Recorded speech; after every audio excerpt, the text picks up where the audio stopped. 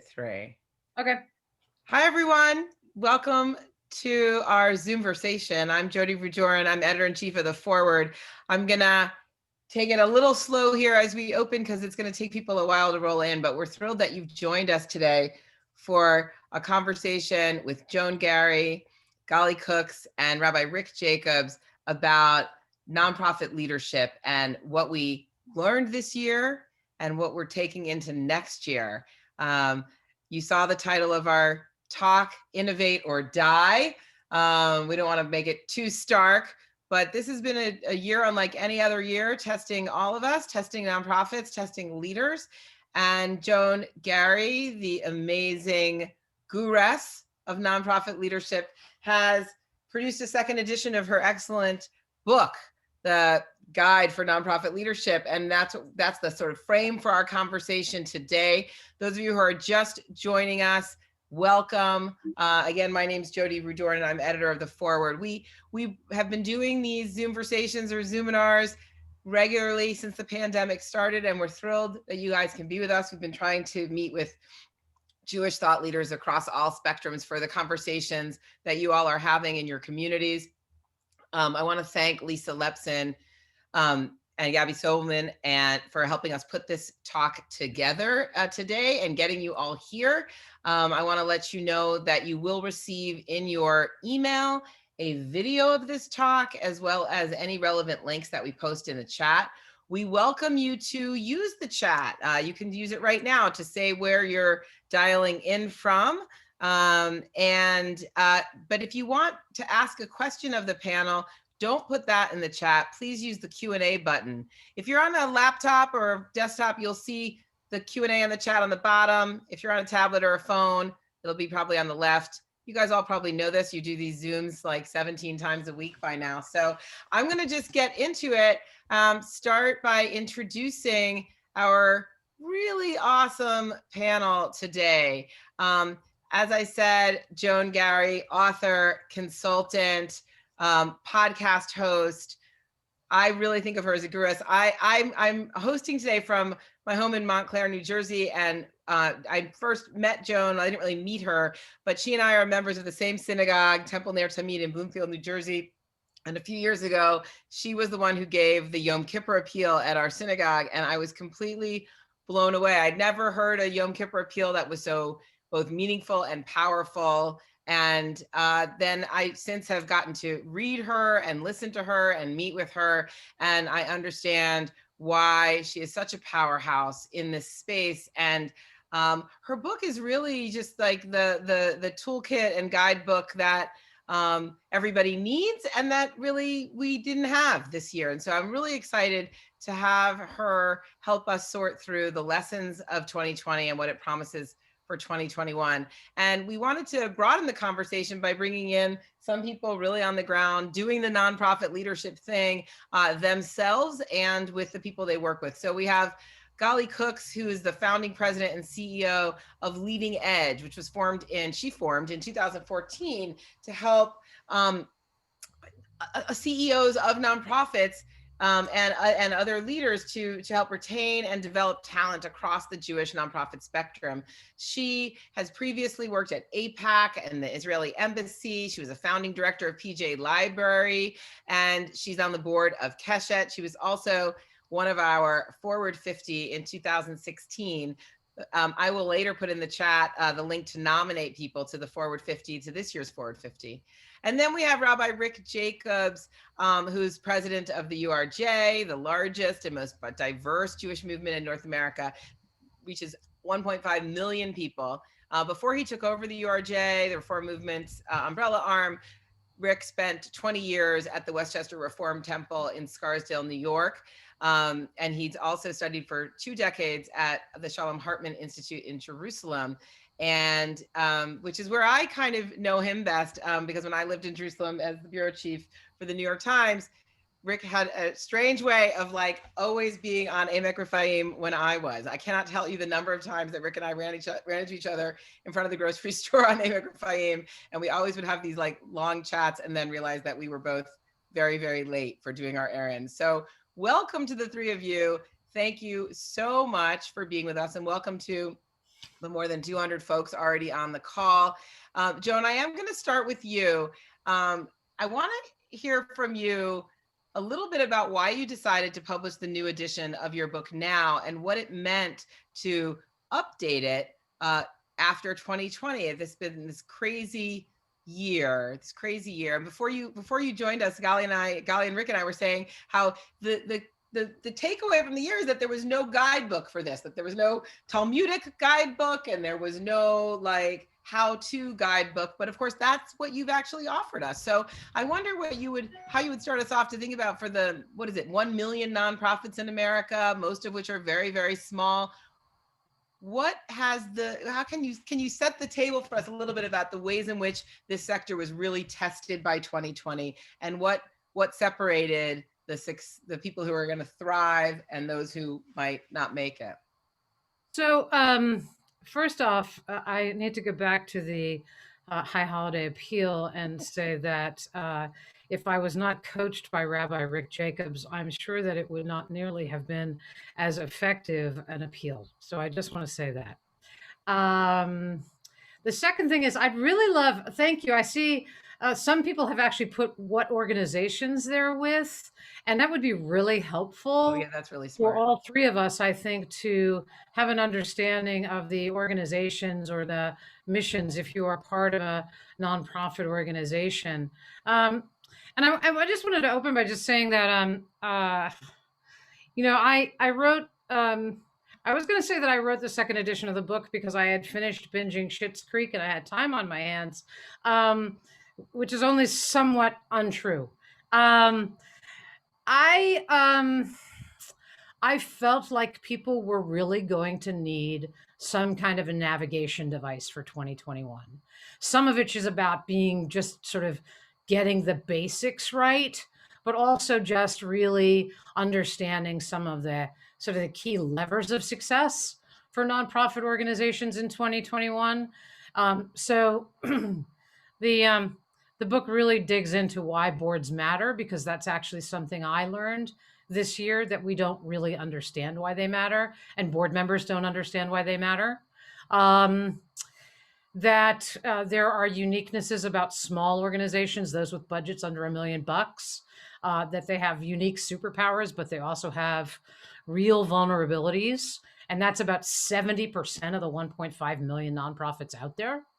And then I really want to put the one thing I feel like if there's anything I wanted to do with the book is I am feeling really compelled to sort of shout from the rooftops that engaging with nonprofits is a gift to those who do so, right? Whether they're donors, whether they're volunteers, regardless of the role. We just need people just need a whole lot more gifts. They need a lot more meaning and a lot more purpose in their lives.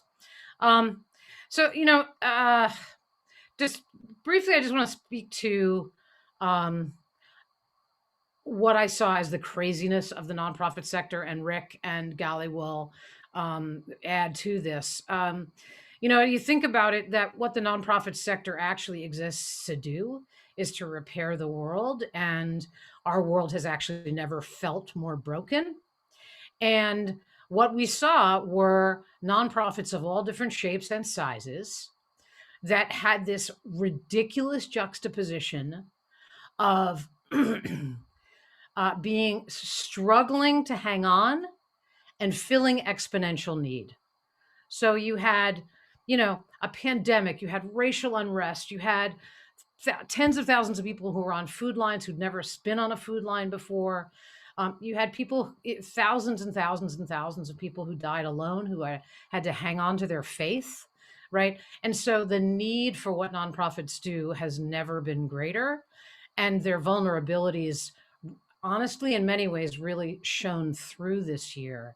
And some people navigated that better than others. So maybe I should just stop there and let you get others in here.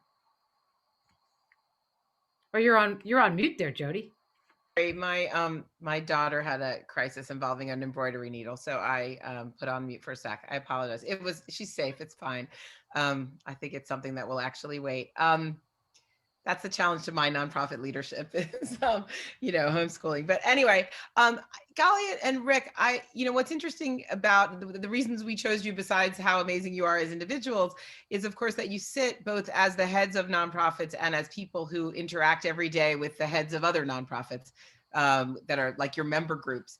And there's a really great diversity there. So I guess I want to start by asking for you to jump off of what Joan said and talk a little bit about your own personal challenges, what in the way in which the pandemic first, but I think as Joan rightly said, it's the pandemic plus the racial protests, plus the most divisive political campaign in history, plus the economics repercussions of all of those things. So can you talk to us a little bit about a personal challenge, a way this really manifested for you in your own work, and kind of your own strategies for dealing with it, for overcoming it, where you felt like kind of tripped up by the year? Gali, you want to start? You're nodding. Sure. Yeah, and thank you. This is an unbelievable privilege. I'm kind of pinching myself, and I think my mother is on, so everyone behave themselves. And, yeah, Joan. Yes, Joan. Yeah. Yeah, I think it's a great question, and as I'm glad that you phrased it, Jodi, as a challenge, not the challenge, because there have been so many challenges. And I think the biggest one, honestly, has been around, we're in month 9 of this. And I remember leaving my office on March 12th, I think it was, or whenever it was, and was like considering, like, do I take the second monitor? Because it's going to be 2 weeks. So like, do I really need it? Right. And then there was like, oh, we'll be back by Passover. And then it was like, oh, there'll be camp this year. And I think what happened, and we saw this with many of the leaders and just the people in the field, and I think people in general, as we've been going through this like slow trauma, honestly, and have been experiencing it, is like every 3 months tend to have like their own flavor of the most energy that needs to be channeled to, and it changes, and it's that ongoing change. I think that's that sustainability, just like keeping a pace, that has been really challenging. So in the beginning, it was like, we got to sprint. Like, let's cut costs. We got to play defense. Let's cut costs. We can't do certain things. Like, what needs to start, stop, continue based on the new reality, and then just like pivot. And we thought that sprint would last, again, like 2 weeks, maybe 2 months. All of a sudden, it was like we hit like 90 to 100 days, and like we hit a wall. And then it was the summer, and it was like, what's our relevance? Like, where are we right now? This is actually going to be happening for a while. The aftershocks are going to be felt. We're not sure about the recovery, the wild swings in the economy. And then it was like Black Lives Matter and forest fires and other things. It was a real fever pitch. And then we hit, the high holidays, and there was a lot of craving for connection and meaning, and a lot of loss, because it was a time that we gathered, so every season in a way had its flavor. And I think my challenge has been, how do I take care of myself, the team, nurture ourselves through it, also understand that these like twists and turns that are only going to continue. We thought we were sprinting a 100-meter dash or whatever. Then it was like, no, it's actually a marathon. Now it's like an ultra triathlon. So like, it's interesting, Gali, when you first started talking, I thought you were going to focus on just the like relentless sameness that we've been sort of stuck and everyone feels. But you said something that really connected with something that I heard, and a piece of advice I got way before the pandemic about these 3-month cycles. When I was heading off to Jerusalem, the editor of the New York Times, Dean Baquet, gave me a piece of advice, which I never followed, but it has kept, I think it's really good advice, which was to every 3 months, sit myself down and tell myself where the story was, and like write a new story list. And I think I'm just hearing you say that, and I'm also thinking about like, seasonality. Like, yeah. I think that things do happen in those cycles, and that probably all of us should take those 3-month quarterly. Why is the budget in quarters? Like, we should take quarterly check-ins and be like, what is my biggest priority for this quarter? And I don't know, journalists don't really actually do this or think like this, but it's good to know that it's a good idea. Rabbi Jacobs, tell us about you. Pick one thing, if you can, as what has been a personal challenge that you either have overcome or haven't overcome. Sure. Thank you. Well, let me just echo how exciting it is to be with these colleagues who I learn from every day. And thank you for the conversation that you focused for all of us. So I have an academic friend who, when the pandemic hit, said, it's really not that complicated, Rick. I teach. So now I teach in front of a Zoom camera. What's the big deal? I would just use that as the example of exactly the wrong understanding of the moment. So for me, my equivalent of teaching is I travel and speak and connect. I'm all over North America. That's what I do, so that we feel a sense of real both connective tissue and solidarity in the work we're doing. And then all of a sudden, in a moment, what I do, how I do the work is completely called into question. So if I just want to lead the URJ the way I did before pandemic in front of a Zoom screen, I'm going to just fail miserably. So it's really how to reinvent the ability to do the critical work that needs to be done. I mean, the truth is, the folks who are, I'm just looking at the amazing people who are in the chat already. These are people who are actually doing it. And it's not just the pivots to what we do and distilling all of the clutter, because after all, let's just name it. Jewish life in particular has been characterized by a lot of bureaucracy, a lot of overlap, frankly, a lot of maybe redundancy. And this has been a moment where we can actually edit and say, okay, what really is essential that each of us are doing? What is it that is most essential for our wider community? And how can we keep our focus on it? And then, as I began, what are the ways I and my teammates at the URJ and throughout Jewish life can actually meet the demands and the urgency of this moment, which are too many to catalog? But that really endures as the kind of reinvention. Many of us have been, professionals for many years. We know what we do. We kind of know what we're good at, what we're not good at. And then in literally a moment say, okay, just drop that. You've been a basketball player. Now we're playing lacrosse. You say, wait, I don't do the stick thing. No, it's a lacrosse game. And I think it's as dramatic as that kind of change. And the truth is, I know we're going to get to it, but I think the excitement of this moment, besides the horrific, I got the horrific pain and loss and just trauma of this time, is that it actually has opened up a new way to do our holy work, to figure out what the holy work is, and to maybe take giant steps into the Jewish future that we could only look at from a distance before. This is an urgent moment of possibility. So I hope we'll get to some of that as well. Yeah, actually, the next thing I want each of you, and I'm gonna start with Joan, but to have each of you to give me an example of something that you saw someone else do that was a great example of innovation or adaptation, where they really confronted, I cannot do what I used to do and I have to do something different. It's interesting listening to you though, Rick. I'm going to give you all a minute to marinate on that. But even when you said in the beginning of your anecdote, like, well, what I do is I travel around North America, and it's like, well, that's not what you do. That was how you did it.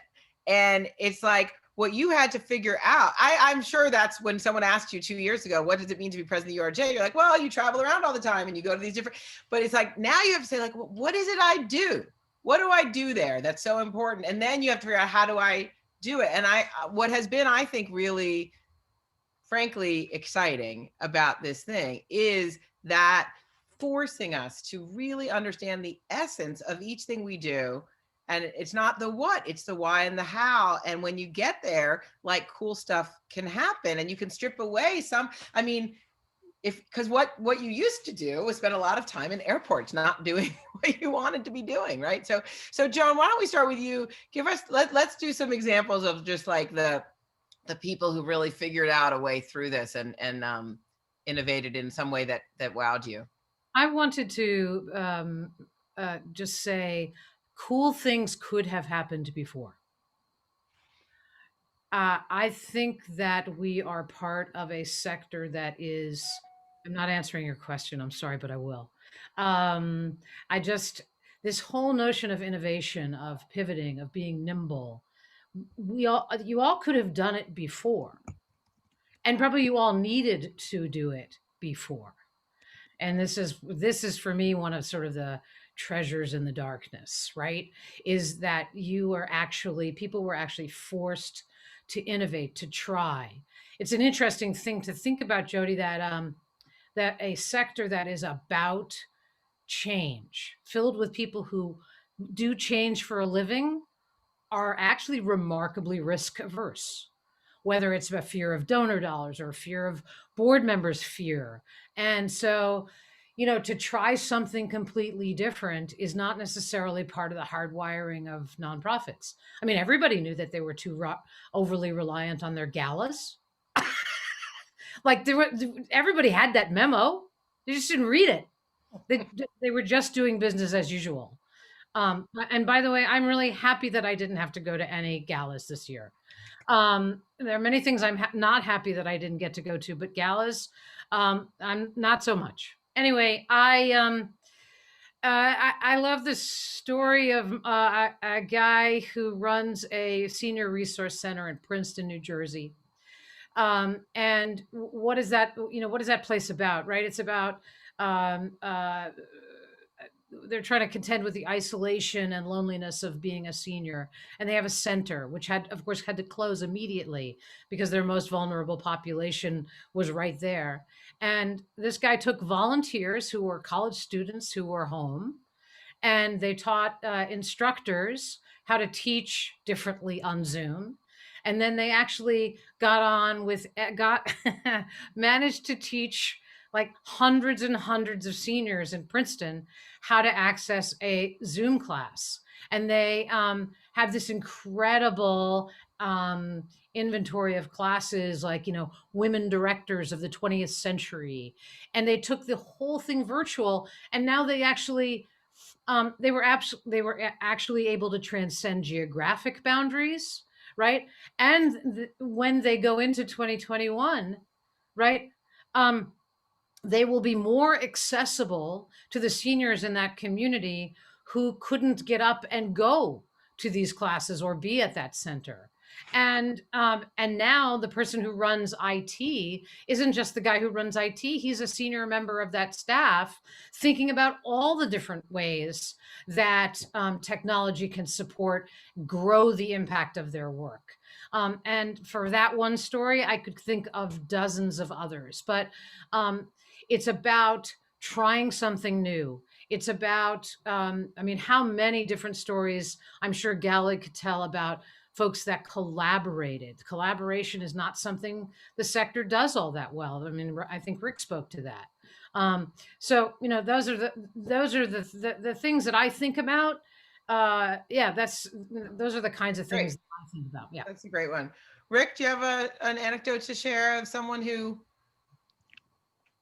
turned a challenge into an opportunity? So first of all, I would just say that I've learned from my amazing staff members, but our lay leaders, but also people out in the field. So small congregation doesn't know how to even live stream. So a couple of days into the pandemic, saying, could somebody help us? Do you get it? What, you have to buy a computer? What do you have to do? So you realize, oh my, the 21st century has started. Actually, we're 20 years into the 21st century, and this person didn't get the memo about the 20th century. So our team basically put together a whole set of things to help. What do you do to get up to live streaming? How do you then think of worship in a different way? So we've learned from the practitioners about you can actually pivot on a dime when you have to. Most institutions and most people resist change. That's, I think, the default setting of human beings. And this moment said, if you're going to resist the setting of change, you will simply be irrelevant in an hour. So for the first time in my entire career, which has been about leading change, the wind is not in my face. The wind is behind us. It's catapulting people who would always say, no, no, no, never going to do that, not going to try that, to, hey, how do you do that? Can you show me? That was amazing. And all of a sudden, there's this energy around adapting to the moment that we're in. And I'm just amazed at the people who went from 0 to 20 miles an hour. Yeah, the plane went from 40 to 60, and a few of the remarkable ones went from 100 to 250 miles an hour. But the truth is, the innovation and the collaboration went across the whole system. And it also went between, I'll just use conservative and reform and reconstructionists. We had a tool. Hey, do you guys need this tool? This has been useful for our congregations handling the initial trauma of the pandemics. Could you use it? Yeah. Well, please use it. That would be great. The sense of we're in this together. It's not just the zero-sum game of yesterday. Your success is going to mean my going out of business. And I think it has actually reminded people that the Jewish organizational space is in business to do God's holy work and not to just be in business. And that, frankly, is also Shechianu B'Kiyamanu. Gali, over to you. Oh, that's not fair. Oh, goosebumps. Sorry. Thank you. That's a reminder. Just, no, I think sharing an example from maybe one of your member organizations that you've seen of something. Yeah. And it so resonates with what Joan you said in terms of, there's this approach around, if it ain't broke, don't fix it. So that sort of, and then Rick, to your point of like, inertia is powerful. And so there's a resistance to change. And especially when you have multiple stakeholders. So you have maybe a community member who's like, how come we don't have the purple napkins like we always do? And, like even that change is like, oh my God. Yeah, I think we saw a couple of really early innovations, I would say, that was powered by technology. I think technology really has opened up a lot of different ways for us to connect, to find meaning, and really new frontiers. So, and I hope it's okay that I'm going to name some of these organizations because I think they did a fantastic job. I think very, very early on, the Foundation for Jewish Camp put its conference, I think within like a minute online. It was an unbelievable pivot, and leave it to the camp people to do that, like who decide the night before we have color war tomorrow and then like make it happen for the kids, and it's magic. That was extraordinary. The other, I'll just name the fact, like to your point, Joan, galas. I think there are a lot of organizations that have really thought about, how do we do this well? And I'll just name the fact that the organizations that I serve on the board of, Keshet, I think did an outstanding, and it's literally called outstanding. Well done, marketing guy. Right? I went to that event and it was swell. It was awesome. It was awesome. It was very seamless, very, very well done. And you could see some of that. Yeah. You can create intimacy. Exactly. That's it. The forward had a good one too. Can I just throw that in? Sorry. Thank you, Rick. Nice. Yeah. And then I think we look at like different, there have been different innovations in repurposing public space.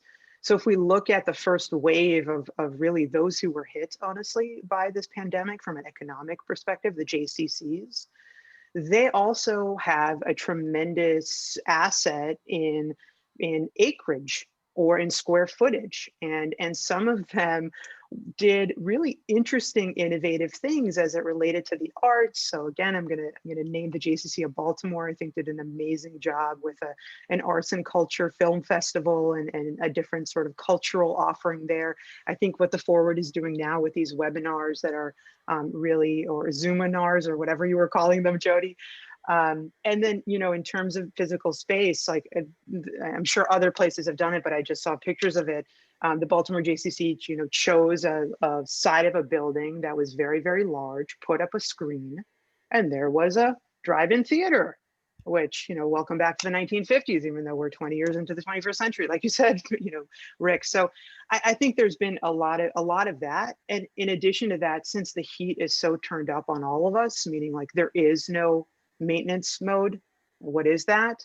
That boundaries have become porous, and we are seeing collaborations that we never would have seen before, different even religious streams coming together in ways just so that, the kids can have more space to be able to come together, and you have a building and I have a building and that other building, and, you have a busing thing and I don't, so thinking of ways in which we can really put the pieces together, that's somewhat magical. So I did want to start with kind of the positive and the places where you are seeing moves towards innovation and kind of exciting ways where people are using this for good. But I want to talk also about, we talked so much at the beginning about how this was going to be this force to get us all to really focus on our essences and to innovate. And I guess I wonder now, as you come to the end of 2020, like, have we changed enough? Have we adapted enough? Are there, I think there was a lot of talk in the early days that there were going to be a lot of mergers because of the redundancy that Rick was talking about. And while nobody wants to see anyone go out of business, like redundancy isn't good for the spaces that people operate in. So I'll lean on one of our attendees, Cindy Rowe, who phrased it this way: do the twists and turns continue and then we end up back where we started when we're all vaccinated? Or have nonprofits developed a new way of being in the world? Do any of these changes that we're evolving now lead us to doing our mission better? And I guess I would like each of you to talk a little bit about, really, have we actually changed enough? And or are you seeing people revert to normal behavior or try anything they can to just get back to the old ways, which were not very innovative? So I'll go first and say that in many ways it's up to us, right? Will we go back? I don't know. Will we? There's 245 of you on this call. What do you think? Right? Has it changed completely and forever? I think in some ways, yes, but I think that there's a bit of an elephant in the middle of the room, which is power, money, and boards. And what are those entities that provide governance and oversight to your organizations? Are we doing enough to educate them to market innovation and pivoting and testing and being nimble and humble? Are we doing enough with them so that they embrace it in the way that that staff members are starting to catch on to? Because at the end of the day, a merger, for example, Jodi, the reason that you don't see that many successful examples of mergers is because there aren't that many successful models of mergers, because power and money get in the way, right? And so I just think that it is one of the ways in which we can shift the dynamics in 2021 to ensure that the ways that we have changed completely, the treasures we found in the darkness, stay with us, is to remember that our stakeholders need to be enriched, educated, and informed, and we need to market innovation to them as well. Can I ask you, Joan, I want to put a finer point on it. When you say money and power get in the way, I mean, most of these nonprofits don't have enough money. So what do you mean? So what I mean is, right, because we come at it from a place of scarcity, Jodi, right? If I collaborate, now wait a minute, does that mean you get some of the money and if we can actually take, if the whole can be greater than the sum of its parts, right? If we can really continue to feel sort of all in this together, it doesn't become about that money. And by the way, funders are hungry for collaborative efforts. They will funders throw money at that every day of the week. I mean, I've always been confused about why people with scarce resources don't see a collaboration as an opportunity to leverage other people's resources instead of as they're so afraid that someone else will get credit for the thing that they want to do themselves, right? Instead of being like, wait, I can get free help from this thing your organization does. Like, that seems really attractive to me. I don't really understand why everybody's so worried about, like, is it because I guess they're afraid that if we do it together and then they like the other group better, they'll think that your group doesn't need to exist? Maybe. I mean, I'd be interested in what Gali or Rick have to say about it, but I do think that power and money are drivers. Sort of institutional arrogance can be a driver. So I don't know. Yeah. I'd love to hear. I mean, Rick, you have seen. I know I know that two big Reform synagogues in Brooklyn have now merged. Two big ones in LA are merging. I'm sure there's more examples that we haven't written about. And Gali, I don't know what the merger situation is in your world, but can you guys talk a little bit about the question of, are you seeing mergers or a real collaboration? Or are you, in what ways are you maybe disappointed by people not seizing this opportunity? Well, first of all, I think the word merger gives people, kind of hives. Like, it makes people just like so, you, Rabbi Jacobs, when we accidentally put that in a headline? No, it's okay. It's okay, Jodi. We got it all straightened out in about 10 more minutes after the fact. No worries. But the truth is we're seeing a lot of collaboration short of mergers. So for example, in a moment where virtual is dominating the space of sort of content Judaism, if I'm a congregation in Dallas, Texas, I can be doing a shared adult learning series with a congregation in Cleveland. There's absolutely no reason. I don't have to stay in my neighborhood to be working collaboratively, to be doing, kind of explorations and to do activism. I want to just spend a second on your big question. Will things go back? I actually don't just pray they won't go back. I'm confident they can't go back. And I'll give you an example. First of all, no one wants to live for the rest of their lives only on Zoom. If that person exists and is on this, we'll talk to you afterwards. We have some counseling. Nobody wants to spend their entire life doing this, but the power of the virtual and the in-person. The virtual has allowed us to extend the tent of Jewish life. There are all these economic barriers. There are all these barriers that I don't feel welcome. The Jewish community never sees me, doesn't know me. All of a sudden, people can put their toes in the water, can go in up to their knees. We found that almost all of our congregations said that people are hungrier for connection and meaning. And they're finding more of it in Shabbat prayer and study. Who are those people? These are people who have been, frankly, in the Jewish world, but have not been formally connecting. And I think that would be a crime to go back to the way things were. Like to be nostalgic about the way things were. Things weren't working so perfectly or so well. And let's be honest, we can re-sculpt the way we do the core things in Jewish life, even if we're going to do activism on behalf, as we did during our civic engagement campaign. You can be involved in getting people to show up and vote. You can get them to be involved in working on social justice issues. The virtual extends the possible definition of my community, but I also long to be in person for some of the core things. To do Shiva Minions online, okay, it offers support, but there's something about literally being in someone's living room and being able to give a hug and to be able to say, we love you. So I think we are clear now that there are huge upsides. There's a lot of pain and loss downside, but the future has got to incorporate. And I don't think there'll be a lot of success in the organizations that will flip back the moment that they can. Gali, what's your take on kind of, are people changing enough? Yeah, I agree both with Rick and Joan in the energy and the hope.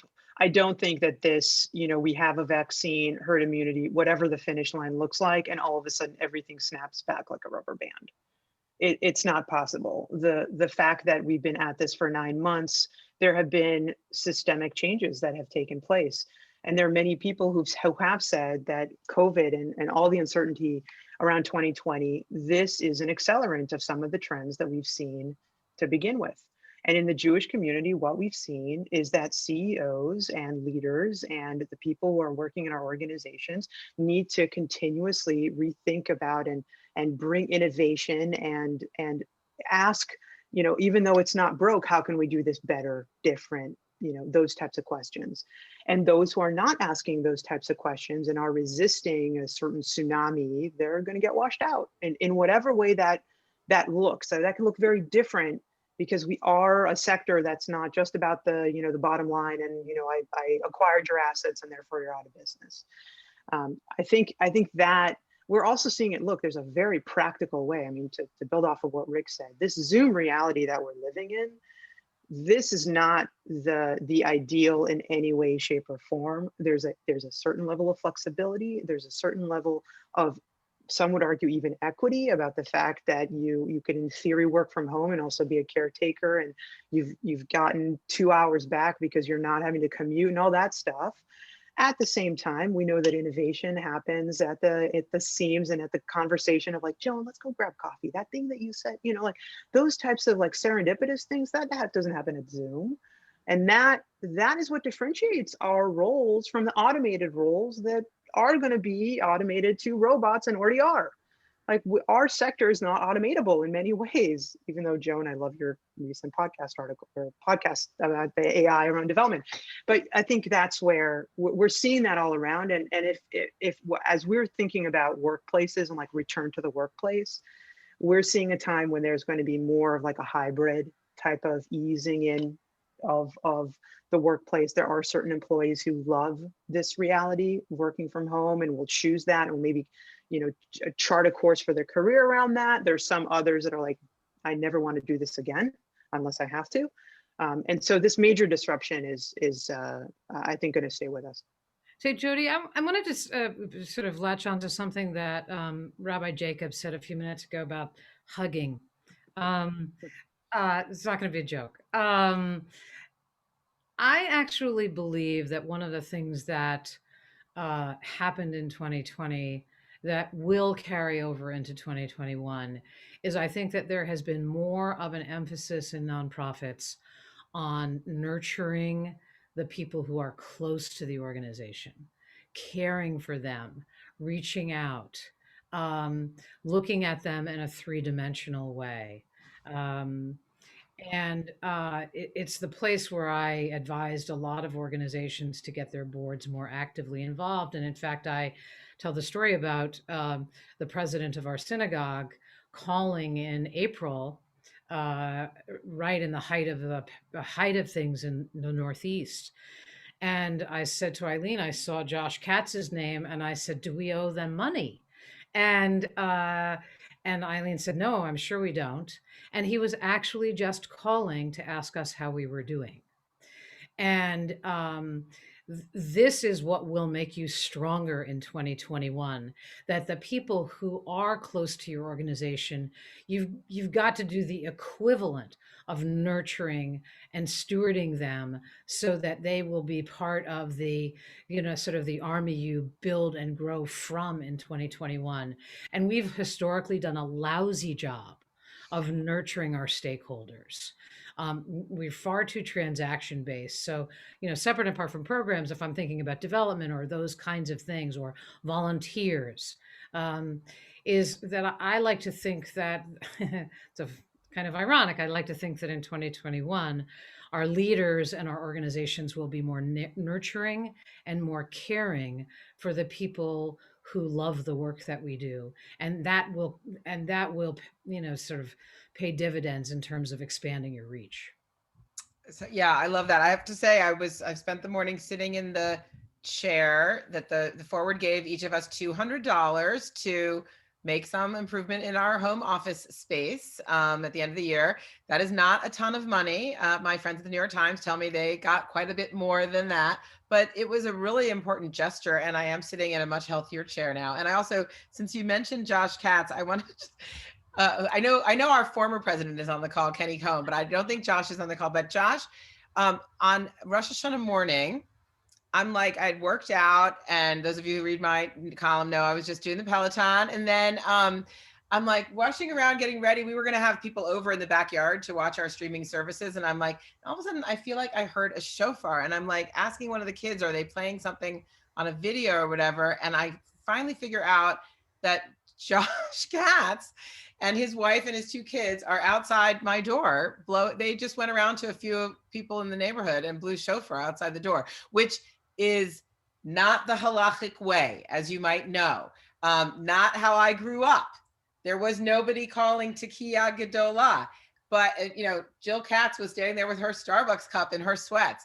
It was the coolest thing ever. I really, really hope they come back next year, and I feel like my life, my nonprofit life, my Jewish life, my life, they're all filled with little things like that. Can we do that again? We found something in this. Okay, one of the nice benefits of having such an awesome, empowered audience is we have some really good questions here. So I'm going to lean on some of those. And this one is something I was going to ask you, Joan, anyway. You talk a lot, and there's some aphorism, right, about the opportunity in crisis. And we've been talking about that here a lot. But so one of our attendees says, is it best to wait until the pandemic is over for an organization to engage in strategic planning, or is it beneficial to do it now? I know everyone's going to say we should not wait, but how do you do strategic planning in the middle of a crisis? Let's not call it strategic planning.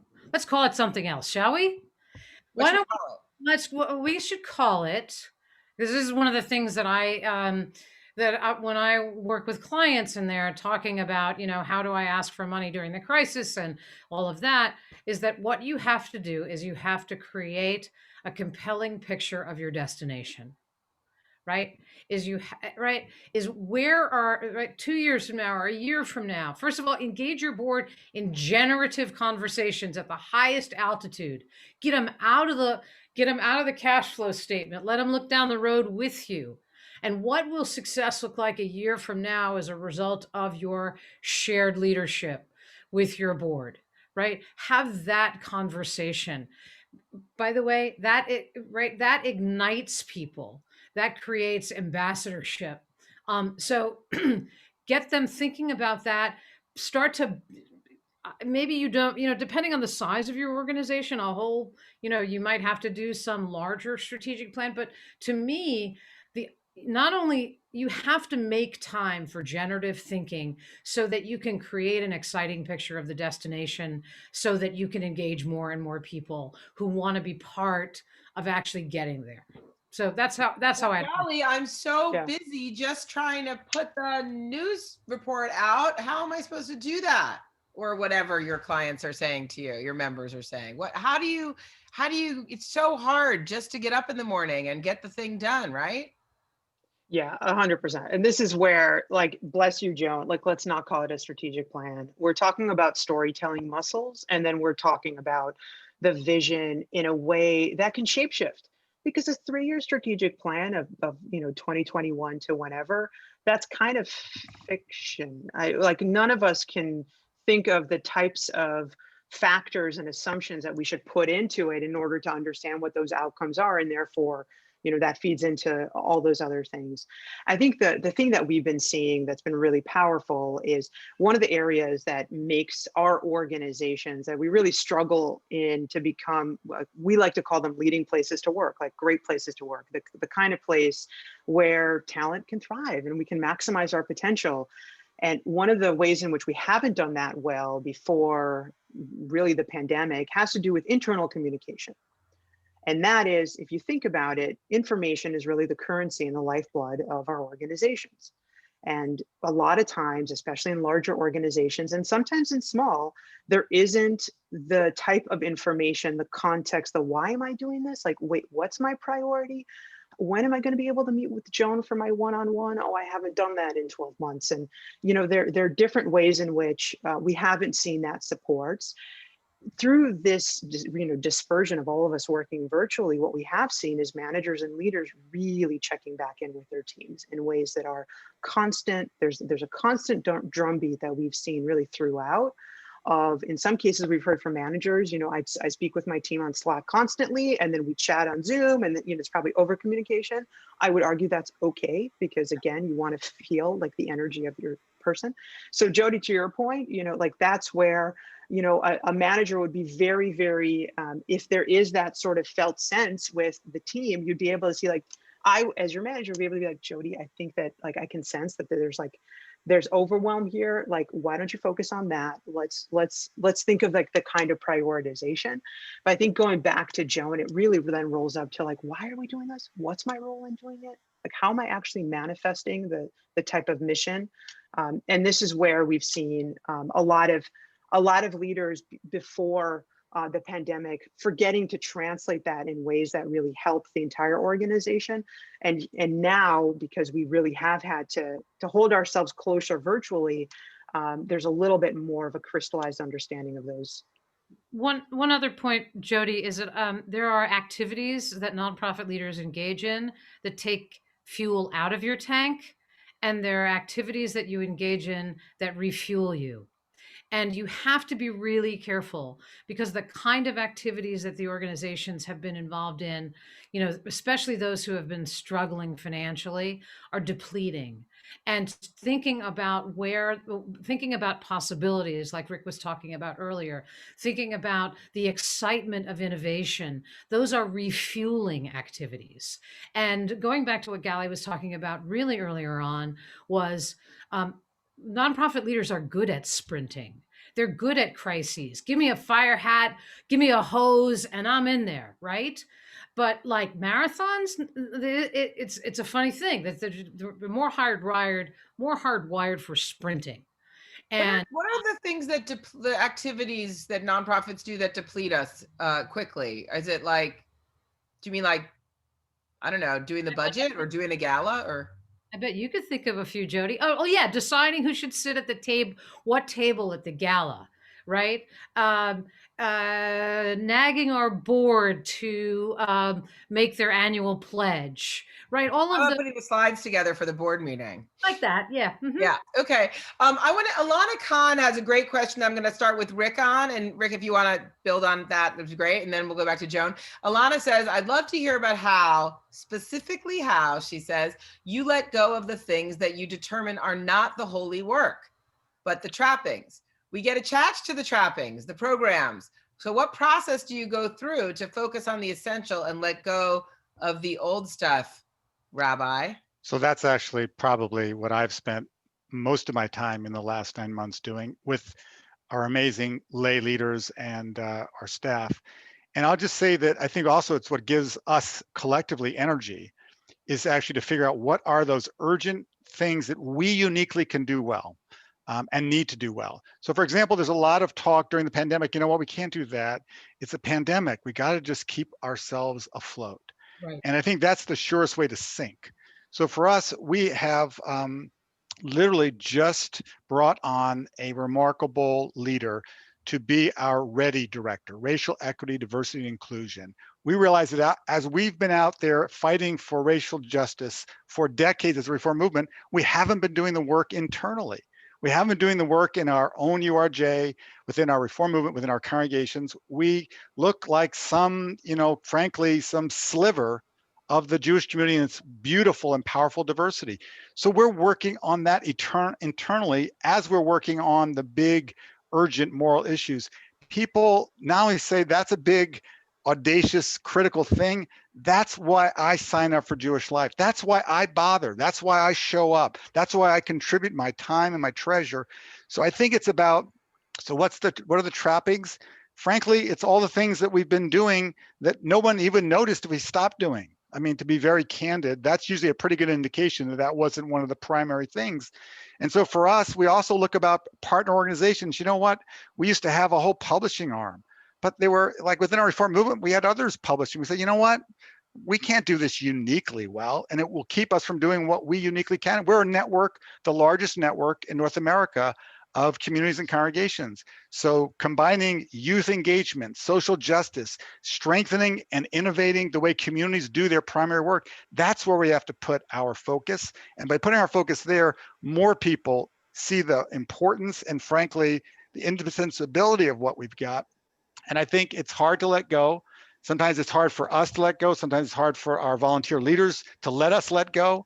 But when we actually are not just, letting go, but grabbing on, reaching to and holding clearly in focus where it is that we're trying to lead our Jewish community to a more just and more whole and more compassionate world with more vibrant communities that are more engaging and reflect the true diversity of Jewish people. Sign me up. People are saying it over and over again, but I'll sign off from the old expression. So I think that ties both the development, we got to be nurturing. And by the way, our staffs and Gali, the leading edge has been so phenomenal, helping us do a better job with our own talent and the transparency and the empowerment of our folks. So we've also been doing a lot of, mirror as well as window work, which is really critical. And it's not because we've put everything else on hold, but that's what allows us to do the really impossible and urgent things. I'm realizing we are getting close to 3:00 here, and I have such good questions here from the audience. So I'm going to run through a couple of them, and some are related. So Esther Castanowitz says that our title, thank you very much, was very bold, Innovate or Die. And she's saying, you guys have touched on this, but I want to push you a little farther. She says, I'm wondering what we do about the role of nostalgia in prolonging life for Jewish organizations at all costs, beyond the point of communal usefulness. Some of those organizations that are smaller will evolve out of existence or merge, but some will refuse to go gently into that good night or pivot or merge out of ego or board resistance or whatever. How can community members encourage big organizational change? And then she adds, as the Jewish world reshapes itself, how can we ensure that the new Jewish world order is a more sustainable, affordable, equitable, and diverse space? And Nancy Kaufman at the same time says, will this pandemic finally push the Jewish community to change hiring and board recruitment to engage more women and Jews of color? And I guess, I mean, I sort of would put all of this together I mean, I do think Esther's specific question about how does nostalgia kind of hold us back, but really we're talking about, you know, the biggest Jewish organizations and the models of the Jewish establishment leadership have not changed very much in a long time. There have been a lot of other organizations that have sprung up and done things differently, but yeah, how do we get to big picture change that includes more real diversity in a meaningful way, which everybody seems to want, but I don't know if we're getting there, and also that just doesn't hold on nostalgically to like, we should do it this way or have this organization because we always have. Big questions. You each have 1 minute to answer. I'm going to cede my time to Gali Cook. Oh no. So it's total softballs. Thanks, Esther and Nancy and others. I think to Esther's question, this really goes at the heart of some of the ways in which we've been looking at the field, which is really there are some forces that are happening involuntarily, and then there are some forces that are happening voluntarily. And some of those more involuntary or organic or just, trends that are happening that we can't stop are demographics. There are demographics that are changing the way the Jewish community behaves, looks, smells, touches, feels, all of those things. And that means that there are organizations that are working to nurture that. So apropos of different ways that we can get really the entire talent pool on the board and the staff side to be thinking of our entire community, which is broad and deep and really rich. And then there's also a generational shift that can't be minimized as we think of the biorhythms of organizations and some of the migratory patterns of talent. We know that the best time to change an organization's course, honestly, is when a new leader comes into that organization. That is a time of such huge potential energy for risk reward. And in some cases it's both, and in some cases it works well, and in some cases it totally implodes and it really doesn't work well.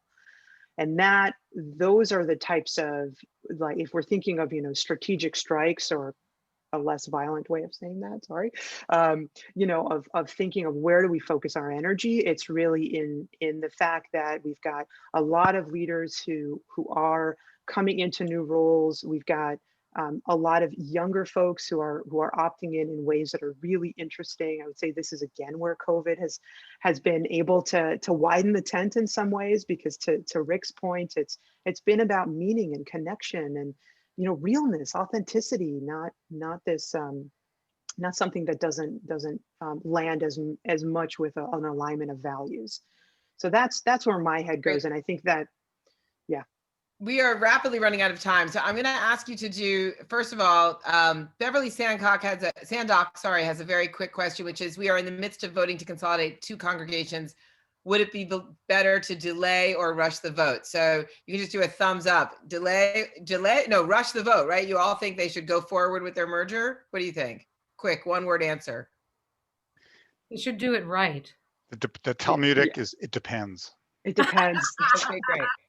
All right. I do, it's funny, Rick, I keep talking about the similarities between journalism and Judaism, and the right answer to every journalistic question is it depends also. So, all right. Well, I do have a last question for each of you, but first I just want to thank Lisa and Gabby on the Forwards team and Cindy and Joy on Joan's team for putting this together, and all of you for being with us. You will get also in your email a discount offer to subscribe to the Forward if you are not already. I hope you'll at least sign up for our free newsletters, and Joy, where you will also hear about our future events. We've got one tomorrow with Congressman Ted Deutsch, and one next week with Congressman Max Rose. We've got something on homelessness in LA coming up, and lots more on our events page.